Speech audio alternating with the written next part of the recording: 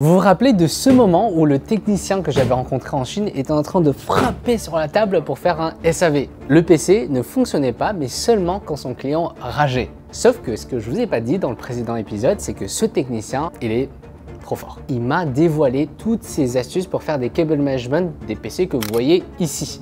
C'est le type de cable management que vous pouvez voir sur TikTok dans des vidéos réalisées par des techniciens chinois. C'est toujours eux à chaque fois. Je vais aller attraper un PC et on va suivre tous les conseils que j'ai compilés sur cette tablette pour faire le cable management parfait. Allez, on y va tout de suite. Attends, c'est quoi la tablette que tu utilises? Ça, oui, c'est le sponsor de cette vidéo. Red Magic vient de lancer une nouvelle tablette gaming, la Astra, et je peux vous dire que je suis très impressionné. Pour seulement 499, la Astra est équipée du Snapdragon 8 Elite, je ne sais pas comment ils font, 12 Go de RAM, 256 Go de stockage pour la version la plus entrée de gamme et surtout un écran OLED de 165 Hz. En plus d'être une des tablettes les plus performantes, ils ont réussi à réduire les bords de l'écran à 4,9 mm et de façon uniforme. Dans la catégorie des tablettes mini, la Astra a un plus grand écran que la concurrence. Un écran de 9 pouces. Mais malgré sa taille, il bat le record en termes de taille de batterie, 8200 mAh.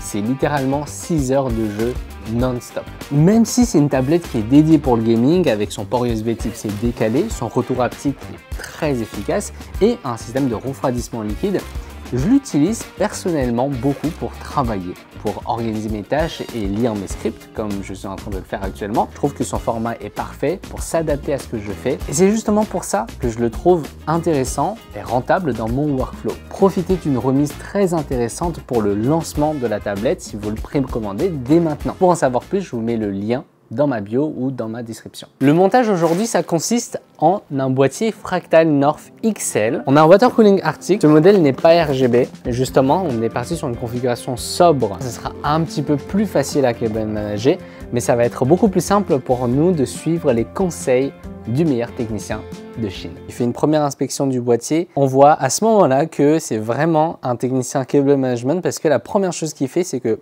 sans rien à l'intérieur, il va déjà ranger un petit peu les câbles du boîtier. Nous, on va vraiment le suivre étape par étape. On va voir le résultat que ça va donner à la fin.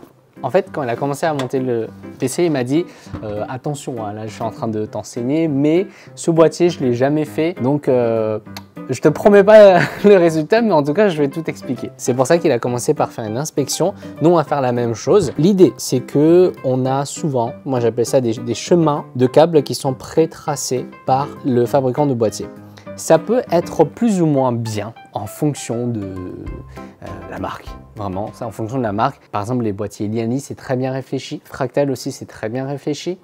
Mais il y a des marques, typiquement le genre de boîtier que vous achetez sur Amazon, des marques que vous ne connaissez pas. Derrière, il y a pratiquement aucune réflexion. Les mecs, ils ont juste assemblé des plaques. C'est rectangle, c'est carré, ils mettent deux vitres et voilà.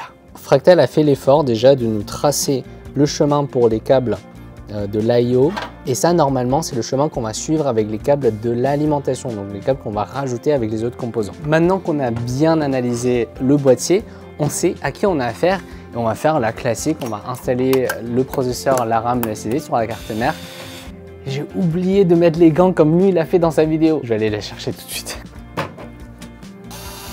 Peut-être que ça fait peur à beaucoup de gens de voir une perceuse être utilisée pour monter un PC, mais en fait non. C'est à force réglable, donc au final, c'est assez doux parce que dès qu'il rencontre une résistance, ça bloque. Et c'est la même chose que moi, je me suis commandé et je vous mets un lien en description si j'arrive pas à le trouver. Ok, après la carte mère, il me semble que lui, il monte différemment de ce que je fais d'habitude. Voilà, il attaque les ventilateurs. En fait, l'objectif de sa manœuvre, comme il avait deux câbles, c'est certainement le cas quand on a un ventilateur RGB, donc il y a le câble RGB et le câble d'alimentation, il a commencé à mettre les serre-câbles avant même de l'installer. Pourquoi? Parce que le ventilateur à l'arrière, si vous regardez là, une fois que c'est installé, le câble, généralement, vous allez le passer ici pour qu'il aille se cacher derrière. Si vous n'utilisez pas les serre-câbles dès le début pour les attacher, là, ça va être très compliqué de le faire. Donc c'est pour ça qu'il le fait avant. À un moment, on le voit en train d'utiliser un espèce de décapeur thermique. Je pense que vous l'avez compris, c'est pas très compliqué. Il avait remarqué que les câbles étaient très rigides. Ils sont pas faciles à ranger. Du coup, il a pris un décapeur thermique en respectant un petit peu la distance et en mettant la chaleur au minimum. Il a assoupli les câbles. Nous, avec les ventilateurs Arctic, c'est pas le cas. Ils sont droits en fait. On n'a pas besoin de faire ça. Mais c'est une astuce Je sais pas si je vous le recommande parce qu'en vrai il y a un risque. Après avoir installé ces ventilateurs, lui il a directement commencé à mettre des serre-câbles pour ranger les câbles qui sont présents ici. Donc il n'a pas mis l'alimentation, il n'a pas mis le water cooling, mais il a déjà commencé à cable manager. Savoir utiliser les serre-câbles, je pense que c'est la chose la plus importante quand on veut faire un cable management très propre, comme il m'avait expliqué, c'était qu'on joue à un jeu de cache-cache avec les câbles. Les gros câbles vont cacher les petits câbles. C'est la raison pour laquelle il a commencé à ranger les petits câbles avant que le câble de l'alimentation, de la carte mère, du processeur arrive dans le PC. Parce qu'une fois que les petits sont déjà rangés, il peut juste passer les gros par-dessus. Et pour les petits câbles, on va les tresser comme des cheveux. Ceux-là, ils sont plats. On est d'accord? On va faire en sorte qu'ils se stackent les uns au-dessus des autres pour former un seul câble. Là, j'ai débranché tous les câbles pour pouvoir re-ranger correctement parce que d'usine, c'est des câbles plats qui peuvent être très propres, mais ils les ont emmêlés ensemble. Et mieux c'est rangé au début, plus facile ce sera de ranger tout à l'heure. Pendant que je suis en train de faire, vous allez peut-être remarquer qu'il y a quelque chose, il y a une règle que je vais respecter systématiquement par rapport au serre-câble. Je ne sais pas si vous allez réussir à le trouver, je ne sais pas si vous allez pouvoir le deviner. Je vous le dis tout à l'heure, mais essayez de le repérer. Je pense que si vous arrivez à finir cette vidéo en entier et que vous arrivez à écouter tous ces conseils et à les reproduire, vous pouvez vraiment lancer votre propre business de montage de PC. Vous allez devenir mon concurrent. J'en serais très content. Tous les PC qui sont montés à mon atelier, ils respectent ces règles-là et qu'on fasse exactement la même chose. Ce que moi j'ai vraiment envie, c'est que ça devienne en fait un standard. Ça nous donne quand même un peu plus envie de continuer la suite, n'est-ce pas? Quand on voit que c'est aussi propre. Maintenant, on va s'occuper de ce tronçon qu'on va faire passer ici, mais vous avez aussi la possibilité de le faire passer comme ça. Là, les câbles sont très propres. On a caché les petits derrière les grands, les plats derrière les ronds. C'est à peu près ça la règle. On va enfin pouvoir attaquer le water cooling. On a vraiment fait un bon travail, je trouve, de cable management en suivant les conseils du technicien chinois. Enfin, moi aussi je suis chinois. Mais le water cooling Arctic, il a déjà les ventilateurs qui sont fixés et on n'a pas beaucoup de câbles qui dépassent, donc ça c'est une très bonne chose. Lui, il n'avait pas la chance d'avoir un water cooling avec des câbles déjà rangés. Et il m'a appris une astuce de dingue auquel j'y avais jamais pensé. Il a rangé les câbles du water cooling et une fois qu'il les a bien rangés, il les a fait rebasculer de l'autre côté du boîtier pour le cacher entre le boîtier et le radiateur. Ce qui fait qu'il a totalement disparu de notre vision. Là, je vais appliquer l'astuce qu'il avait fait sur les ventilateurs. C'est le câble de la pompe du water cooling. Et avant de le brancher, je vais déjà mettre les serre-câbles. Quand on installe un water cooling tout seul, généralement le radiateur, on a un petit peu de mal à placer la vis, prendre le tournevis et puis tenir de l'autre main, etc. Il m'a appris une technique, c'est d'utiliser la vis à main du boîtier, de la vitre en fait. Vous avez seulement à le caler d'abord. On prend l'autre en diagonale. Et là, vous êtes libre de visser comme vous voulez. Le câble du CPU, on va le faire passer à l'arrière, vous voyez, à l'arrière du boîtier. Ici, notre câble est droit. Et ce qui va être marrant, c'est qu'on va le faire revenir, voilà, pour aller se brancher sur les 3 ports qui sont ici. Pourquoi on fait tout ce détour? C'est pour pouvoir appliquer la technique qui nous a enseigné de serrer les câbles ici. Et une fois qu'ils seront serrés, on va les repasser de l'autre côté et les cacher derrière le radiateur. Si vous regardez dans ce sens, vous ne le voyez pas parce qu'il est là, entre le boîtier et le radiateur. C'est quoi? CPU, j'en veux un. GPU, j'en veux un. CPU, j'en veux un autre. Sur les câbles d'alimentation, il faut bien tendre les câbles. Il faut les ramollir parce qu'ils ont des angles de partout. Le 24 pins, lui, c'est vraiment le pire. Si vous le montez comme ça directement dans le boîtier, alors là, impossible de faire le cable management. Comme il l'avait fait, on va brancher les câbles d'alimentation avant d'installer la lime. Ça, c'est en tout dernier.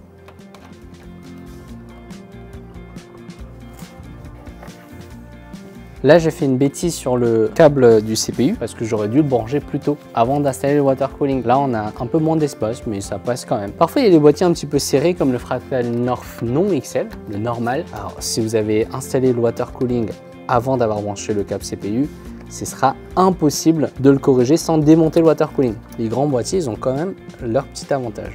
Et maintenant, ça va être très simple. Puisqu'on n'a aucun petit câble qui traîne, on a vraiment l'esprit tranquille. Il suffit plus que de passer les gros câbles au-dessus des petits. Là, je pose l'alimentation pour essayer de mesurer les distances, voir si mon câble n'est pas trop court. C'est vraiment à éviter. Là, je l'ai posé à l'envers, donc effectivement, c'était un peu court. Mais là, normalement, non. Il va manquer 1 ou 2 cm sur le câble CPU. Donc là, il faut que je change de stratégie. Finalement, j'ai décidé d'avoir 3 chemins de câble, mais en faisant bien attention à ce que chaque chemin soit le plus droit possible. Quand je vous ai demandé tout à l'heure si vous aviez remarqué la petite astuce dont je ne vous ai pas parlé, c'est la distance entre chaque riselin. Est-ce que vous n'avez pas remarqué qu'on a respecté la même distance entre tous les riselins? Vous voyez, à chaque fois, c'est à peu près 4 cm. Ça, c'est quelque chose dont j'ai jamais entendu parler, mais pourtant, pour faire un cable management propre avec ces riselins, il faut respecter ça. Si vous en avez 2 séparés de 4 cm et un autre séparé de 10 cm, ce sera un petit peu bordélique. Ce que vous devez retenir de cette vidéo, il faut bien analyser le boîtier et ses composants, repérer les passages, être un peu prévoyant, les câbles rangés tôt, c'est pour avoir une bonne base. Si vous attendez la fin, ça deviendra un carnage. La distance entre les riselins doit rester égale et tous dans le même sens, ce sera idéal. Moins il a de câbles visibles dans le décor, plus le montage respire le soin et l'effort. Utilisez chaque recoin, chaque espace discret pour cacher vos câbles comme des petits secrets. Le câble management n'est pas une obligation, mais il apporte un calme et une satisfaction. De voir son PC aussi proprement monté, c'est goûter au plaisir d'un esprit bien rangé. J'espère qu'avec tous ces conseils, vous allez pouvoir monter un PC propre, un PC comme vous le voyez dans les vidéos TikTok sur Instagram et que vous allez pouvoir aussi step up votre montage si vous montez pour d'autres personnes. Merci encore à Red Magic d'avoir sponsorisé cette vidéo. N'hésitez pas à aller regarder en description la tablette et de profiter d'une promo pour la précommander. Et nous, on se donne rendez-vous dans une prochaine vidéo très rapidement. Bye bye. Après le tournage de cette vidéo, j'ai challengé un ami technicien pour qu'il fasse un cable management meilleur que le mien, mais à sa manière. Après une analyse complète du boîtier, ça, c'est ce qui est possible avec 8000 PC montés à son compteur.